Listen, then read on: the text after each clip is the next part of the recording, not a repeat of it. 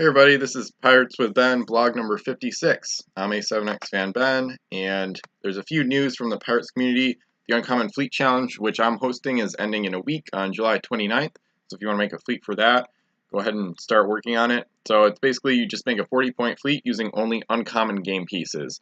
So unlike some of my past fleet challenges that I've hosted, it's pretty simple in the premise, and the thread is there's not a ton of stuff in the first post, unlike some of the other fleet challenges I've posted. So it's pretty simple, and it's based on the common fleet challenge from a while back that was, I believe, my first fleet challenge. And Ocean Terrain Contest number 3 is also ending soon. August 1st is the deadline for that.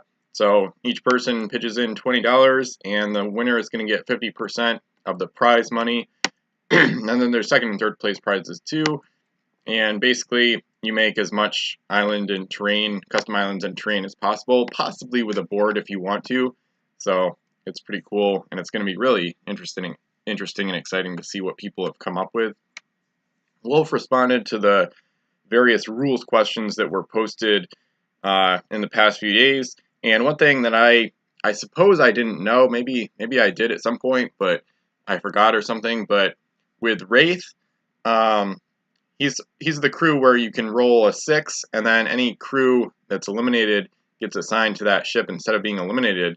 And you can actually use that against SAC captains. So Wraith used successfully by an opposing player would steal the crew and prevent the action. So that's if a SAC captain sacrifices a crew. So that's actually makes Wraith and Captain Davy Jones, the other crew with that ability for Pirates of the Caribbean, that makes them better because they can kind of snatch crew up. So that's kind of interesting, to say the least. So you can actually, it kind of makes these crew that usually aren't that useful, these soul stealing on a 6 crew, and it makes SAC captains not worse because like you probably won't see either of these crew in most games, but it's kind of like an interesting little mini counter to SAC captains, even though it's probably not gonna work too often. But in a key moment in a big game, that could be a really interesting tactic. So anyway, and you can S-board from the Blades with Switchblade, as we talked about on the Fire and Steel Part 2 podcast. And one thing that's been pretty cool to see is a Discord server. So somebody at the Facebook group said that we could have a Discord server, which I'm not really familiar with, but I did create an account, I think either this year or last year, because somebody was somewhat interested in using it for a Vassal game, and then we ended up not doing any voice chat for that game, but so I still had my account, and so now that the person at the Facebook group said something about it, I was like, oh, you know, and then I wanted to see how easy it would be to create a server, and then 5 minutes later, I was posting in the Facebook group, like here's we got a new Pirate CSG server, and I'm still figuring it out. I don't know, like text and voice channels, I don't know if I'll add some, or if other people can add some, but, you know, it's cool. So basically it's just a live chat where we could do voice chat as well, so kind of like Skype, but more like public, I guess. So there were about 5 people in the first 24 hours maybe, and now there's 15 people. So that's pretty cool, including Godmason, Xerix, some people, you know, Kevin Vendari, all 3 were on the podcast recently. Flungus is a veteran at miniature trading, so, and a bunch of others, of course, too. So, including a bunch from the Facebook group. So that's pretty cool. I'm going to be posting some stuff in there, some of my custom game pieces, for example, along with hopefully some interesting discussion around Pirates. So the features, we've got a couple deals of the day. There's not any one that's like way better than the others. This one, it was relisted. I'm kind of interested in this just because the price is so low. It's a punched and broken Tellusion for only $10 with $3.50 shipping. Or at least that's the shipping for me. And it says the masts, a few of the masts were broken and glued together. So not only is it built, but multiple masts are not, you know, in proper condition. But, you know, you get the card, you get Fitzgerald. It's a 10-master for about $10, which is pretty crazy. So I'm kind of interested in that one, but we'll see what happens. And then another one, this is a Pirates of the Caribbean tin, which contained the Kraken, one Kraken, and this one is not opened. and it's $10 with 7 shipping, which is better than the deal for $22.99 from Wild Loot Sellers. They're selling them as well. But this deal is currently, $6 better. And overall, these tins they seem somewhat rare until the past month or two on eBay. So it's a decent deal. And then another one with the Fire and Steel set review. You may have been thinking about Fire and Steel more the past month. And there's a deal for 6 packs of that set for $12.75 with free shipping. So about $2 a pack, about $1 per ship.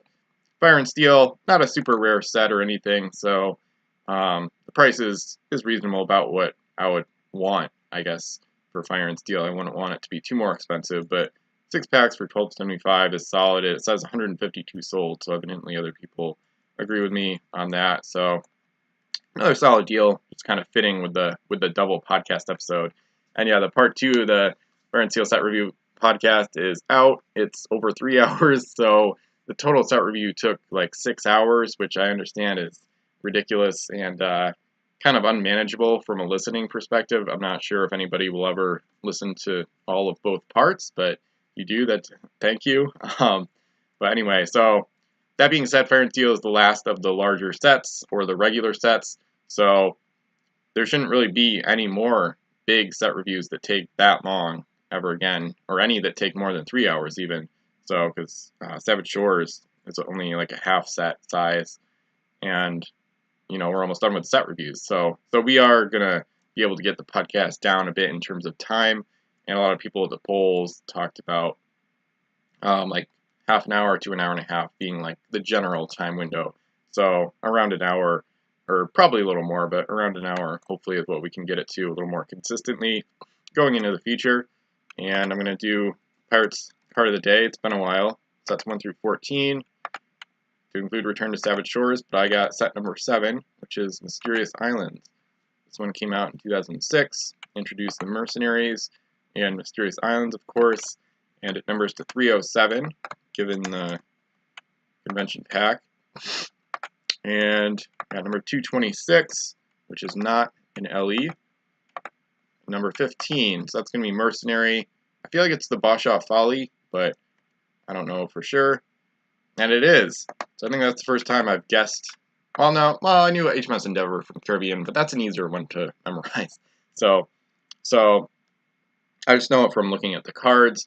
I'm going to record the Mercenary Collection Review Series videos pretty soon. Actually, I've already got the Viking ones done. And the Bashaw Folly, so I guessed the number right, 015 for Mysterious Islands. This is a Mercenary 2-masted square rigged ship. It's a common, 12 points, 2 cargo, SL base move, 2 S cannons, along with the Mercenary keyword, which means you can't dock at your home island and must start the game S away from it. The ship gets +1 over boarding rolls. She gets +2 instead if her opponent is a sea monster. So this one's just an expensive but good small gunship. So the price is just plain old too high, but you are getting good speed, just enough cargo for a captain and helmsman, or maybe captain firepot specialist, and then you're getting good cannons. Then you've got a combat ability, which isn't good. +1 to boarding on a 2-master it's not really what I would want, and +2 sea monsters is mostly irrelevant as like add-on to the end of the boarding ability, the regular +1 boarding ability. But so should be 8 points maybe. No, not much more than that. So it's just an expensive but decent. It's one of those ships where it's definitely too pricey and most people are going to pass on it for a good reason. But if you do pay for it, at least you are getting some value. It's not like L speed or crappy cannons or anything like that. It's not a confusing ship. Like she's a support gunship that costs too much. Like there's no doubt about what her role is. So Bashaw Folly, I kind of like her. Artwork is a little bit interesting, and yeah, there's a serpent skull used as a figurehead, which you can kind of see by the picture. This is one I've had for quite a while now. I've used her a little bit in some larger games. Wouldn't want to use her in a smaller game at all. But anyway, so the Bashaw Folly, not a bad ship for the Mercenaries, but could have been 8 points pretty easily, and nobody would have complained about that. So Game B's rating out of 10, kind of tough. I would probably say 5 out of 10. don't really want to go much lower because I mean you do have good speed, good cannons, you know, a combat ability on a combat ship, so not terrible, but pretty average as far as the overall game goes. If she was 8 points, she would probably get like a 6.5 or 7 out of 10. So anyway, so the Bosch Folly, just too pricey really. The cost is the main problem without a doubt. So I don't know why they costed that boarding double bonus ability so highly. Plus one of boarding rolls, it's just kind of meh and no more than 2 points max. And plus 2 against sea monsters, that's, I don't know, that's like one, that's just not, it's not even good. It's hardly relevant. It's silly. So, and it's mostly just a defensive thing. So, and even then, you probably won't need it. So, silly. So the picture of the day, this is kind of because Ocean Terrain Contest number 3 is coming up. So I took this a year ago. If you're familiar with my Command the Oceans game, you've seen Captain Mission's Pirate Kingdom, which I'm going to post about once the contest ends and make a text-based post, and I'm going to have a video post. I actually recorded a video yesterday for my entry for Ocean Terrain Contest number 3, and this foam piece in the middle here, this big block, that's the original form before I turned it into Captain Mission's Pirate Kingdom. So that's pretty cool, and I'll post about that. I'm going to post a lot of like transformation type pictures in the text and picture post, and then I talk about it more in the video post. So I'm excited about the contest ending. Like I said, it's going to be cool to see what people made, quantity and quality, and it's going to be fun to vote on it, things like that. So definitely looking forward to it. I'm not expecting to win because a lot of my stuff is just kind of haphazardly thrown together and like blasted spray paint on it and then used it. But as I've said before, and as I'll say pretty much forever, I think, I care way more about the functionality in a game than how it looks, and I care way more about playing with the stuff than how it looks. I'd rather have a custom island or terrain piece that looks kind of meh, or maybe not up to most people's standards, and actually use it in a big game that I create memories with and create battle reports for and have pictures and maybe video. So, and that's what happened with Command the Ocean. It was originally going to be a game to kind of show off a lot of my custom island terrain that I made for the contest as kind of almost like an exhibition for the contest in a way, but then it totally took over on its own. So Command the Oceans is way bigger than just, you know, using custom islands and terrain. So, but it also did make that game way better and way more memorable, and it was a cool way to use it for the first time. So I hope to use a lot of that stuff in the future, but it's probably going to be many years before I can use it again. So I'm not expecting to win the contest, but anyway. So that's pretty much it. I haven't created much ocean and terrain stuff since last year, actually. I've hardly made anything this year at all, and the only stuff I have made is not done, and I'm not going to be able to finish it in the next week, to say the least.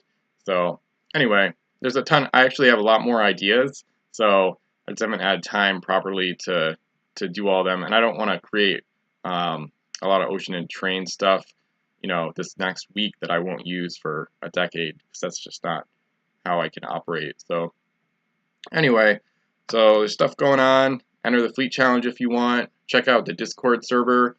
I can put okay, yeah, I should put a link to that in the description below. Definitely put links to pretty much all this stuff, and the deals of the day, of course, and whatnot.